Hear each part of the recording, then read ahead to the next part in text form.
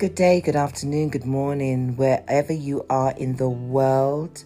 Welcome to Valerie M, or aka Maxfield, on Standing in My Truth, a podcast show that brings voices to the table, and not just anybody else's voices, but more importantly, my own, and standing in my truth on a weekly basis. Today's topic is, why do we do this? Why do we do this? Why do we do what? Do I hear you say? Why do women allow men to ride, roughshod over them? Do you know what I mean when I say roughshod? Listen, you get yourself into a situation where you like someone, you like them enough that you put up with their bullshit. And when I say bullshit, I mean any bullshit. Because you like them so much, you've lost your mojo. It's like, you become, yeah, okay. And as soon as they've left or they've come off the phone, you're cursing, and you're like, what's that all about? Blah, blah, blah, blah. But the more you allow them to tell you what they like, what they want, how they want to see you, when they want to see you, the more you start to lose yourself. You lose yourself because now you're playing actually, why do I have to say the word play? But unfortunately, everything we do in life is a play. Imagine you turn on the TV and you want to watch Coronation Street or you want to watch EastEnders. Let me tell you, that is your life being acted out. It may not be for some, but it's escapism. But for those writers to write those storylines, even how imaginative they are, comes from other people's experience.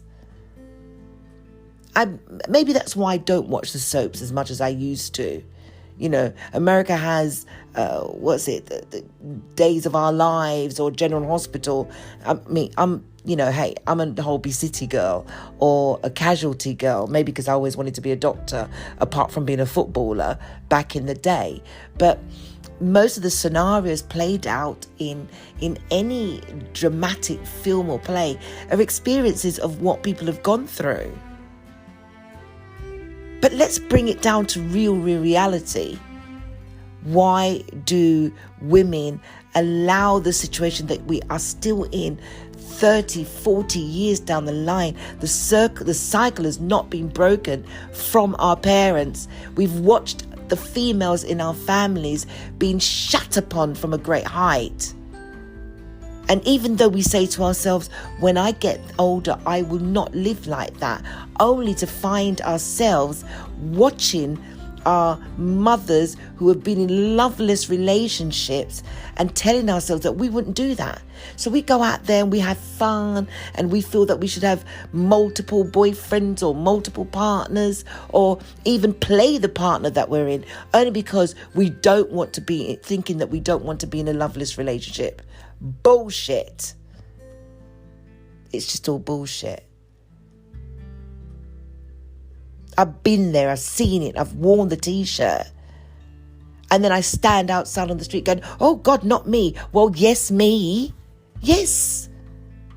I allowed it. I allowed for me to dumb down my personality. I allowed myself to be stupid to accommodate stupid. Because you want to feel that you're wanted. You don't want him to step out on you. You don't want him to be with somebody else. So what do? Oh, you give him the benefit of doubt when he's late. You give him the benefit of doubt when you know he's actually lying. The trust value in a relationship broke down a long time ago. If you can find a male and a female together that are happy to hold hands and walk down the street and feel great and are totally in love with each other and don't feel like they have to hide their partner, then lucky you. Good for you. But there are men out there who are in the most blatant, glaring relationships on social media or in your face and behind, just let them step out without their partners and they'll make a play for you. Again, hands up, guilty. And when you don't reciprocate to a man who likes you, and even though you're not on that level, it's not even about if he's got money or, does he look good, has he got swag or anything like that. It's generally, do you connect? Is there a connection? Come on, ladies, man. You don't have to be wearing the latest garms. You don't have to be having the latest Brazilian weave on your head. You don't need to have all of that. What you need is the confidence in you. The confidence in you should be what's winning. But me even saying that is even far more confusing. Because if you don't, it's only lately that, I'm speaking for black women here, that black women are now embracing the natural hair. And even though they're embracing natural hair, they're still buying the afro or they're buying the plaited wigs to emulate that, I'm a Nubian queen, when in fact they've still got their, peeled out front hair line, because men are showing us what they want through social media now.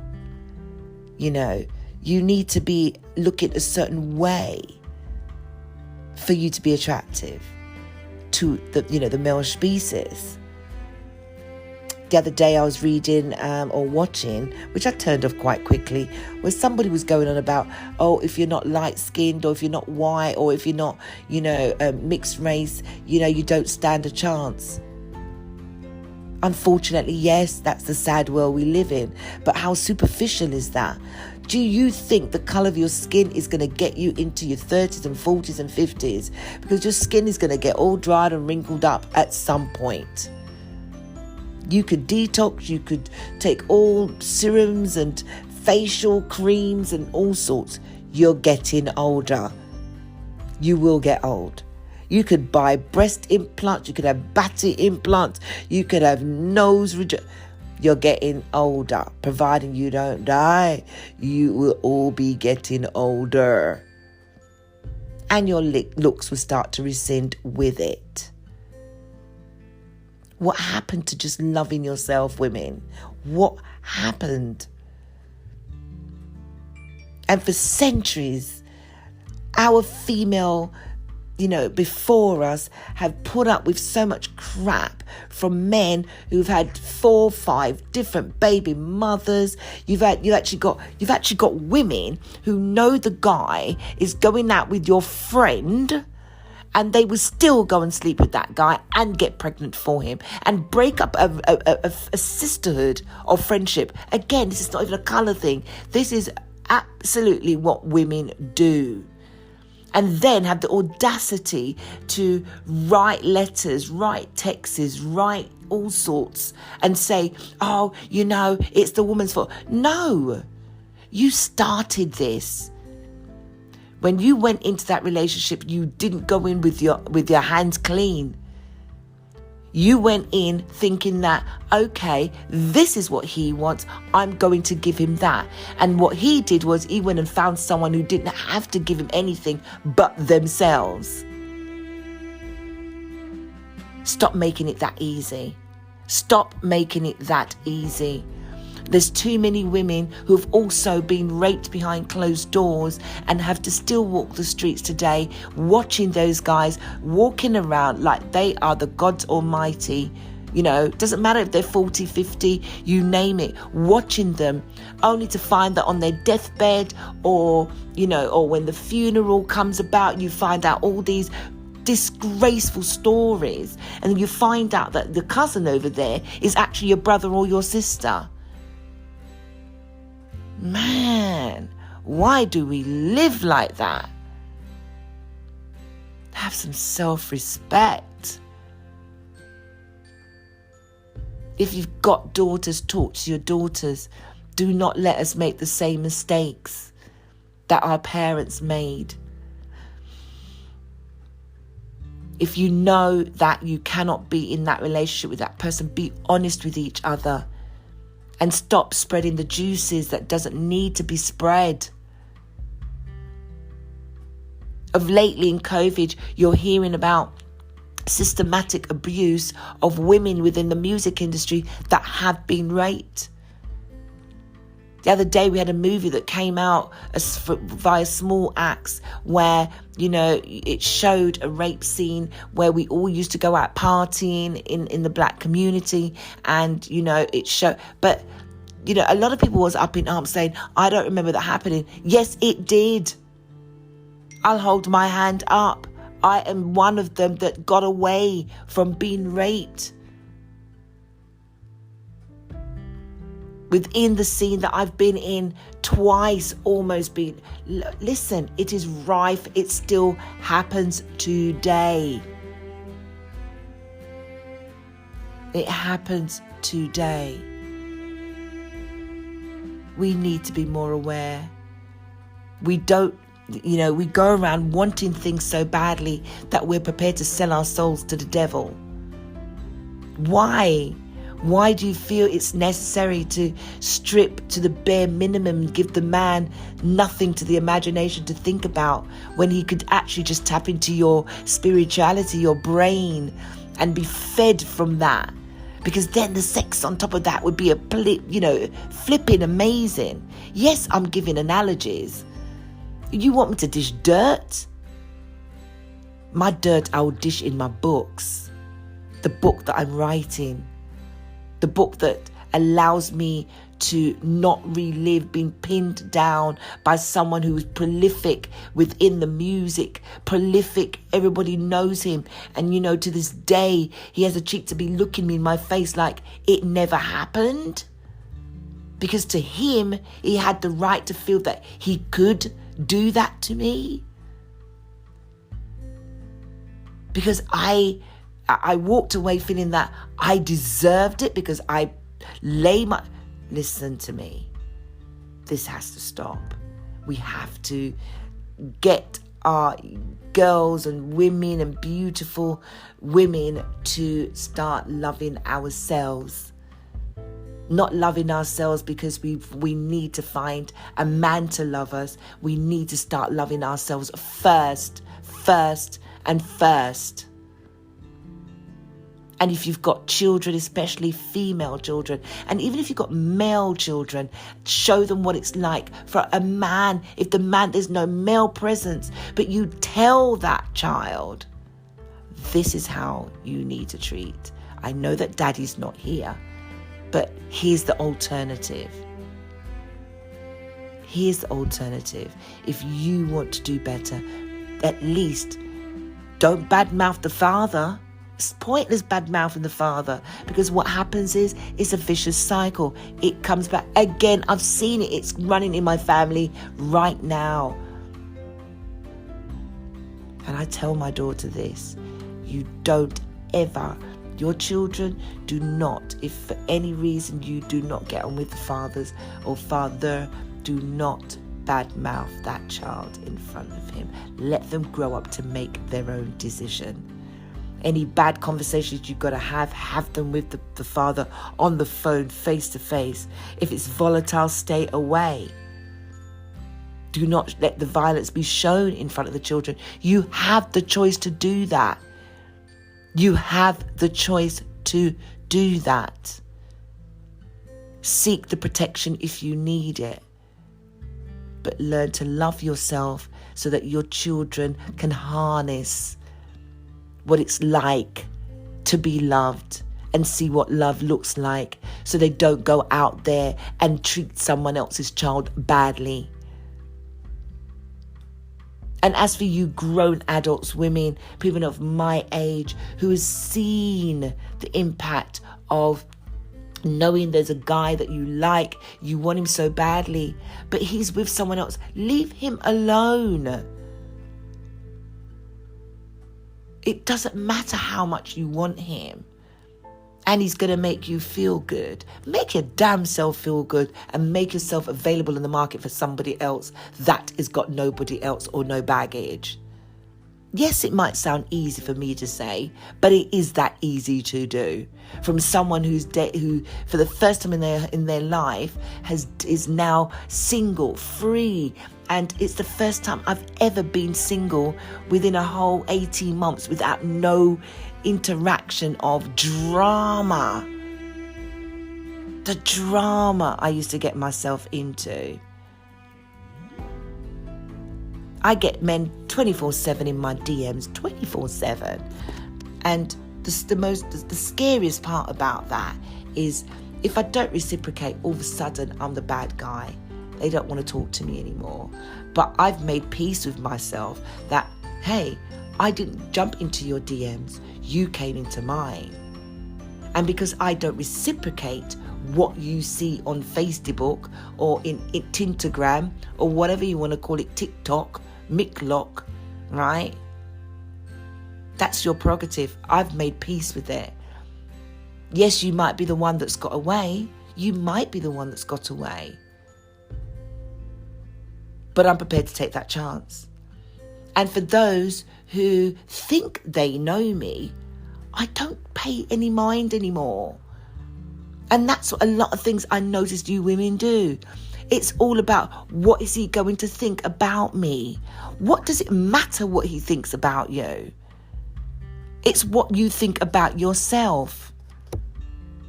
Call out, shame them. I've got to the point where I know that the guy that assaulted me,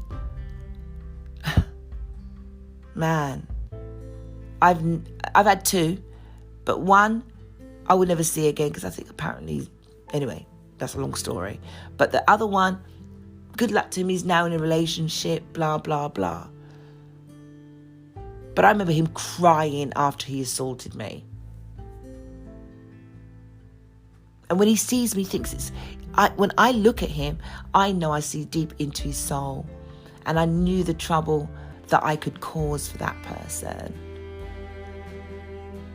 So I'm going to speak up without calling any names, in standing in my truth.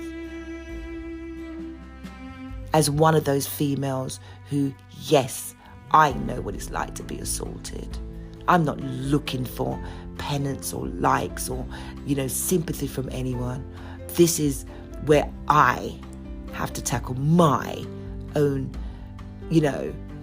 well-being, to say, these keep coming back to haunt you. And now it's more prolific that people are talking about it. Stop being the victim. I'm no longer the victim. It's happened and I'm going to take it, and I've bottled it and I've addressed it now. And I'm going to step away. But before I step away, I am saying to other women, I would say a third of your mental issues when it comes to your family or being abused as well by people in your family. My God, that's a heavy burden to bear. That's a heavy burden to bear when it's actually done within the family. And it's happened within, my framework of people around me. Some are vocal about it and some aren't. It's amazing what pride does. Pride stops us from calling out the shameless, disgusting people out there that do these heinous crimes, because we don't want people to know that's what's happened to us. Women, learn to love yourselves now. If you weren't doing it before, if you're in your 40s, shame on you. Shame on you for putting up with that crap. I put mine down, through the COVID as it was coming. I just said no. No. I know your eyes rove. I don't care how much you like me, but it's a no. And even to this day, I think of him, I think, wow, he's just so beautiful, he's just so lovely. But I'm sorry, I don't need to be sharing you with anybody else. I don't have baggage, and I'm not bringing baggage. Do you find also women that just by speaking to a guy who has a reputation, you then become to have a reputation. I remember what a guy had the cheek to turn to me once. I went to a club, and the guy turned and said, I used to have a lot of respect for you, but you went out with so-and-so. And I looked at him and I thought, but you don't know if I went out with him. What you do know is that he tried to make a play for me. The difference is, did I go out with him? But because you don't know that, you rather go ahead and spread vermin about me and tarnish my good name on the basis that I spoke to that guy. And that happens to a lot of women as well. You're tarnished. So you see, when certain men who are disgusting men, who are like guys like that, see that the level, that the pedestal that they've put you on, and then they see you speak to a guy who they think is a lower level to them, they automatically think it's okay to try. They think, oh, well, if she, who I've always put up there, as lovely and looks really, has, this stature about her, but yet still she's speaking to someone like me, then I stand a chance.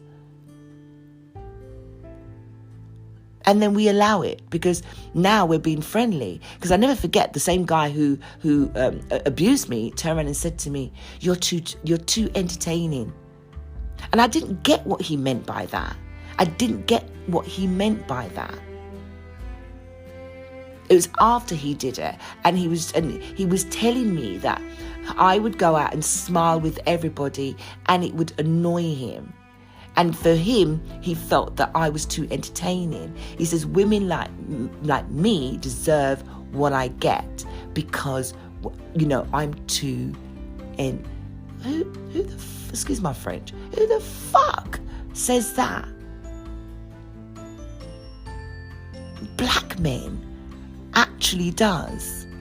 And they say it a lot. A lot.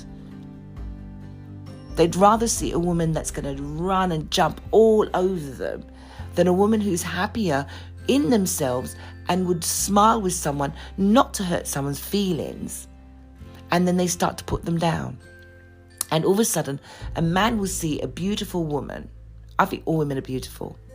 But will see, a woman, and because of her stature, her presence, will do what he can to tear her down and strip her of every confidence that she has, to the point that she starts to date lowlifes. I'm sorry, there's some lowlife men out there.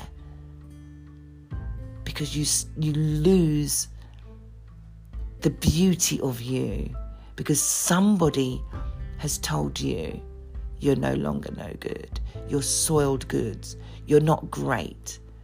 And by this time now, you've shared all your you've opened up yourself, you've shared personal things about you, only for this person to turn round, and abuse you like that. Why do we do this? Come on. If you can't change anything now, at least make a difference for the children in your life, regardless of what age they are. If your voice keeps going on in your head of the things that have happened to you, address it, write it down. Because where your mental part, I would say 10% of anything that mentally goes on with you, it's what's happened in your past. Meet it head on. Cry. If it's something or someone you can address it to, back to that person, then address it. If you rather let sleeping dogs lie,